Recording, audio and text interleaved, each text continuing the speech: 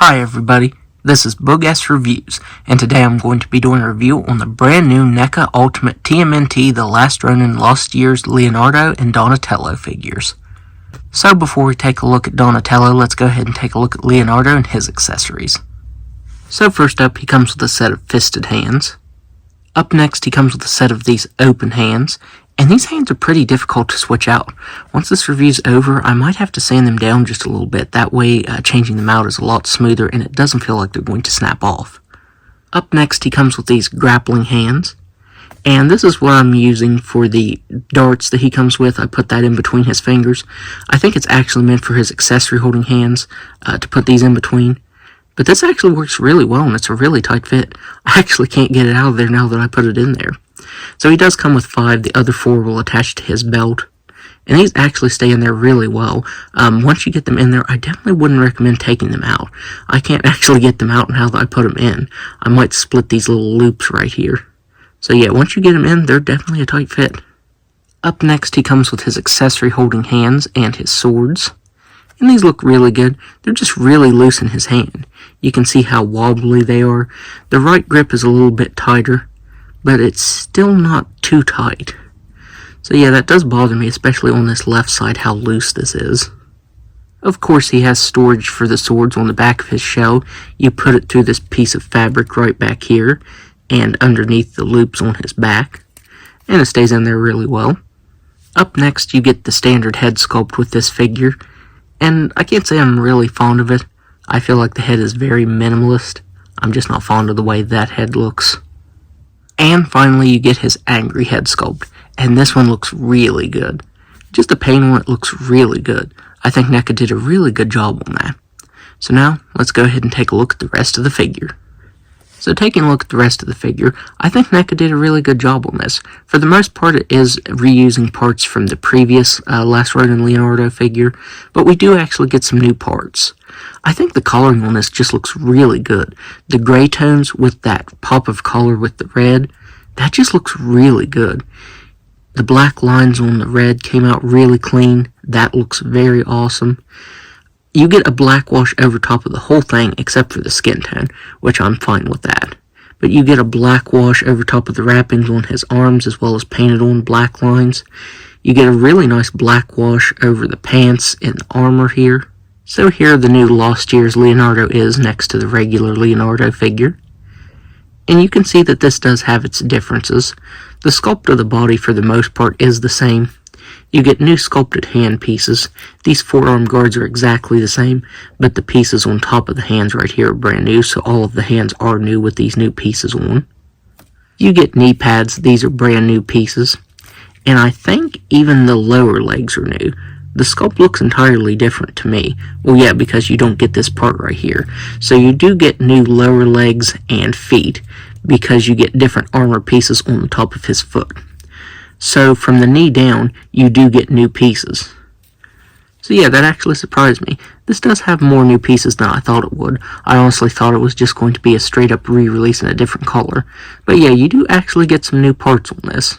So now, let's go ahead and go over his articulation. So he has a ball-jointed neck, can't look back at all. He can look down all the way. He can move his head side to side. The mask tie here does swivel all the way around. He has shoulders that can only move out that far.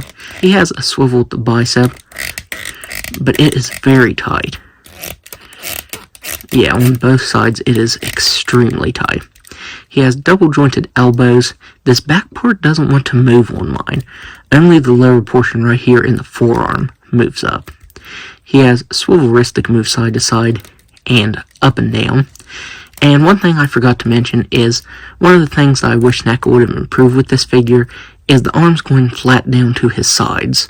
Because with both him and Donatello, his arms are always going to be out to his sides like that. They won't be flush. So that does bother me a little bit. He has a ball-jointed waist that can move up and down very slightly, and side to side. He has ball-jointed hips. The left side can move out more than the right.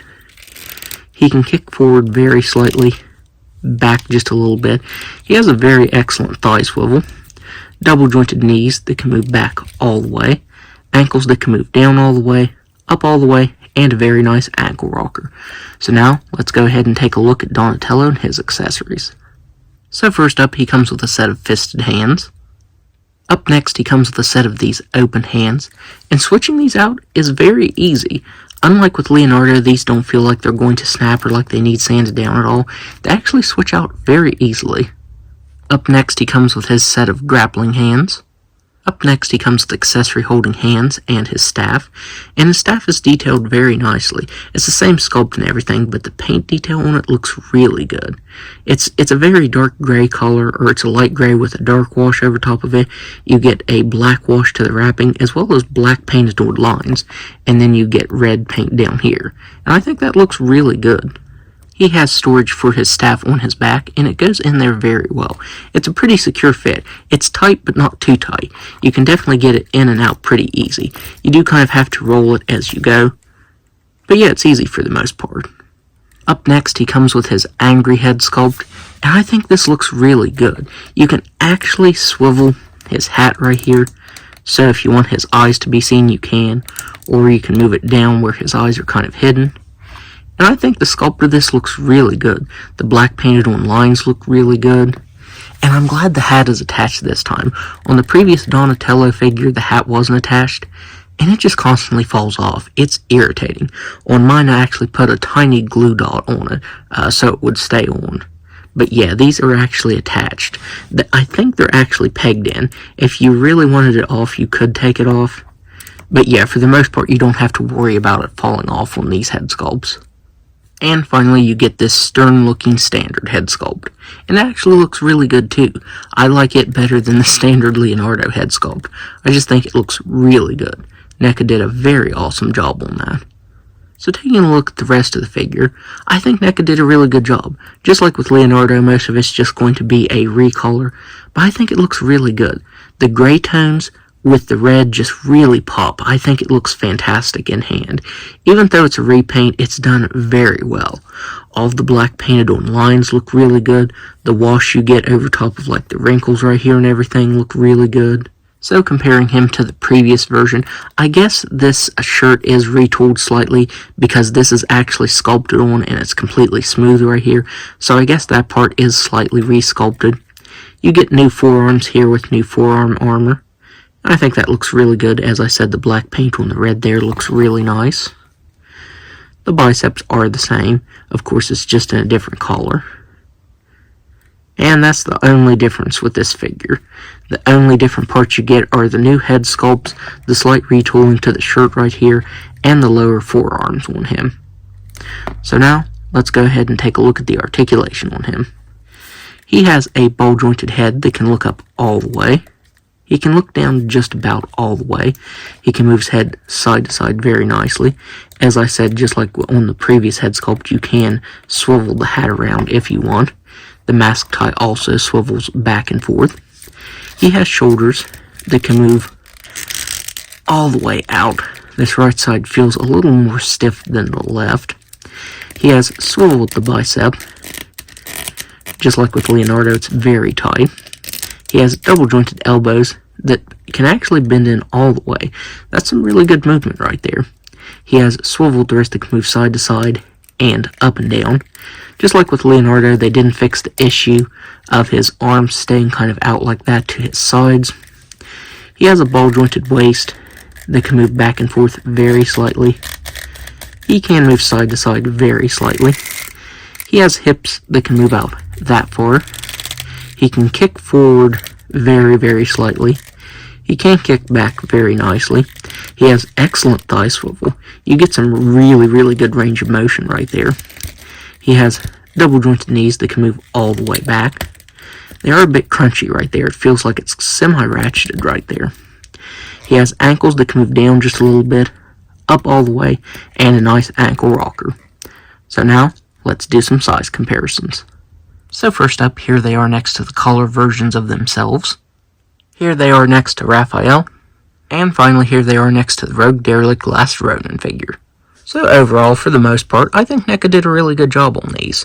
If you're not really into repaints, then I think you could pass on these, but I think they look fantastic in hands. As I said, the gray tones with that pop of red, it just really looks good. And we actually do get more new pieces than I thought we would. It's not too many, but at least we do get some new pieces. It's not just a straight up re-release. So if this is something that you're hunting, right now these are only popping up at Walmart stores. I will put the UPCs on screen here, so hopefully if you want them, you'll be able to find them. So, that's my review. If you like this review, be sure to hit the like button and subscribe to my channel. Thanks for watching.